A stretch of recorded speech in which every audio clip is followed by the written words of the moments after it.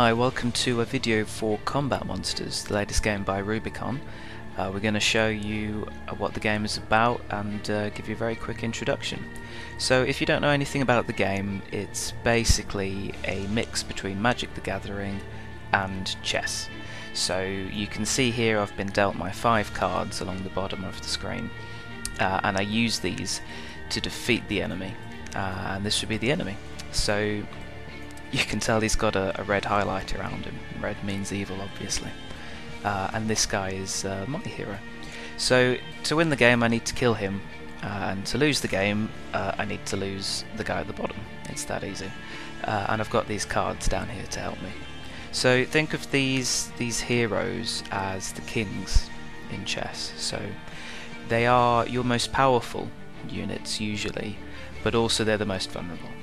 So let's go ahead and click on our guy. What can they do? So just like in chess, you can move your pieces around. Usually it's just one space at a time. So if you click on your hero, you see where he can move to. So I'm just going to move him straight forward, straight into battle. That'll do. And if you click on him again, you can see he can't move anymore. But what he can do is spawn helpers. So he can spawn another monster.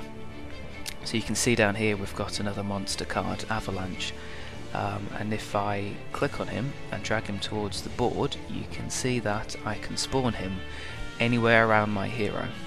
So this plays heavily into strategy, because do you want to put your hero forward so you can spawn more monsters closer to the enemy hero, or do you want to keep your hero back, which will be a slower game but a safer game. So you've got these choices to make. So I'm going to spawn this guy not right in front of me, but I'm just going to drop him here to the right, and then the only thing I can do now is use this sword. So what happened here is I'm going to right click on this guy so I can see his card again. If you see the top left corner here, you've got his Mojo cost. Now this anything in purple is Mojo, and that's your resource in the game. So I've just used up 2 Mojo by casting him, because he costs 2. And if you look up here in the top left, this is my total Mojo for the turn. Now Mojo is replenished each turn, much like many other games, based on various things in the game. So if you look at our hero, you can see that he generates 5 Mojo a turn. So every turn we get 5 Mojo. I've just used 2 to cast Avalanche, which leaves me with 3 left for the mathematicians out there. And handily I've got a power sword here that costs 3, and this basically buffs up a character. So what I'm going to do is I'm going to drag him onto the only one that I can, which is my hero. So I'll put it on him over there, and then I'll end the turn. While the enemy is moving about, I'll quickly explain. There are 3 different classes of monsters in the game. You've got warriors, which are this guy. Yeah, anything in red is a warrior. Also my hero happens to be a warrior. You've got mages, so the enemy hero is a mage, and they're in blue. And you've got finally archers in green. And they behave slightly differently. Usually the warriors are the big tough guys, the mages have the funky abilities, and the archers have the extended range for attack. That's a big generalization. But also when you're equipping them with weapons, certain weapons only fit certain classes. So that ties into deck editing, which we'll look at in another video.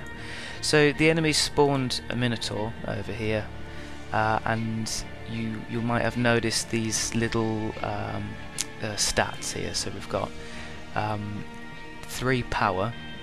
There's a red fist here, that's the symbol for power, and he's got 3 health with the heart. Pretty straightforward. If he attacks he'll do 3 damage, and he has 3 health. And you can see everyone has these different stats. Very simple. And also monsters usually have abilities that usually cost extra Mojo. So what this guy can do is he can set a tile on fire basically for 2 Mojo, which I'm quite tempted to do actually. It's instead of making an attack, but I think I will ignite something. So what you do is you select the monster, You can choose to shoot normally, so he could just shoot this guy and do 1 damage, or and that's for free. Or for 2 mojo, he can set something on fire. So I'm probably going to do that. So if I click on it, then you can see here which tiles he can set on fire. And I'd quite like to set this one on fire because this is a mojo tile.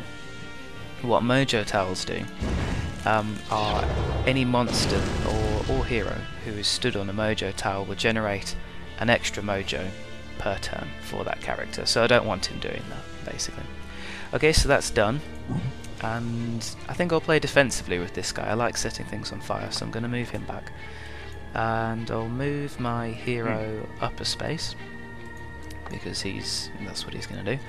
And then I can spawn another monster. Looks quite handy. It's another archer, and I'm going to put him behind my guy. And the reason for that is, when monsters are initially spawned, you can see this blue haze around him. This is the summoning sickness. Unlike other games, what he can do is he can attack, but he can't move.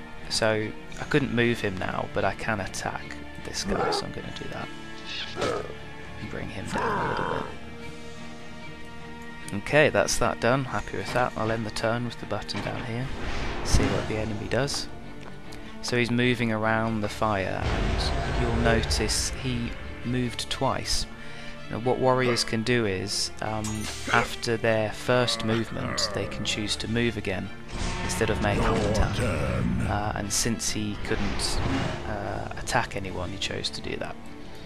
So this is interesting. So the mage hero has a range of 2, so he can shoot my guy without going in the fire. But I don't have the same luxury. So what I might do something pretty straightforward here. I'm going to shoot this Minotaur down with my 2 archers. They each do 1 attack, as you can see with the 1 power, and he's got 2 health. Simple maths says that he will die.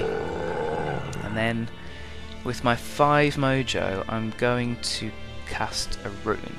Now what runes do, they are permanent effects usually. So if I drag it onto the board, you can see I can only pop it down on a rune stand, and this map only gives me 2 rune stands, so I have to be quite careful with which runes I want to use. It doesn't matter which one, I'll just put it down here. And what this one does, it did a bunch of stuff actually. It'll give me an extra 1 mojo per turn, so I'm going to get 6 mojo now per turn instead of 5. And also, you'll have noticed that these guys just got +3 health. Why is that? There are loads of monsters in this game, lots of different races, and each race has a special power, and you can see it at the bottom of the card. So this is a golem, and what golems get is +3 health every time you place a rune. So just by putting that rune down, I gave +3 health to these 2 archers, which is pretty good. So now these guys these guys have already acted, so I could reposition them. Not sure I want to. They've got quite high health actually, so I'll leave them where they are. And I'm going to move my hero up because he's got 4 power thanks to this power sword, which is really good. +2 power, +2 health. I'm going to click on him, then click on the enemy here to kill him. 4 minus 4 is 0, and he goes down. So let's see what the enemy does next turn.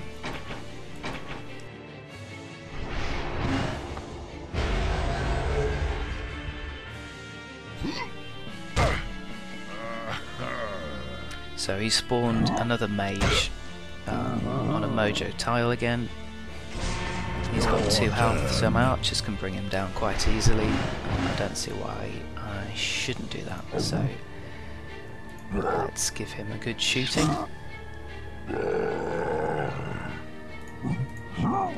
And I don't think I need to move them, I like their range. Archers have a range of 3, so even if the enemy hero moves back 1, they can still move up 1 and shoot him, which is fine. And what should I do with my 6 mojo? I could give my hero a shield, which should be very handy. I think I'll do that, nice and easy. He gives him 2 power as well, and I'll hit the enemy there. Excellent. And I may as well move on to this mojo tile now that the fire's gone down. So what does shields do?